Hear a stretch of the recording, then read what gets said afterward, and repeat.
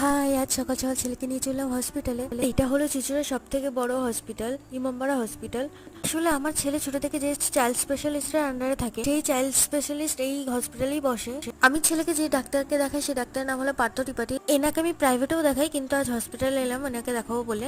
কিন্তু হসপিটালে গিয়ে দেখি উনি নেই, অন্য ডাক্তার, স্টুডেন্ট ডাক্তার বসে, তাকেই দেখিয়ে দিলাম। আর ইনি তো এক গাদা ব্লাড টেস্ট আর ওষুধ দিয়েছেন, যেটা আমার কাছে একটু অবাকই লাগলো। তারপর বাড়ি ফিরে এলাম, বাড়ি ফিরে দেখলাম মার সব রান্না বান্না হয়েই গেছে। মা আজকে ফ্রাইড রাইস, চিলি চিকেন আর চাটনি করেছে। আর তারপরে তো আমি লাঞ্চ করে নিলাম এই ফ্রাইড রাইস আর চিলি চিকেন দিয়ে। তারপর সন্ধ্যাবেলা আমি একটুখানি বেরিয়ে পড়লাম আর এক ডাক্তারের খোঁজে।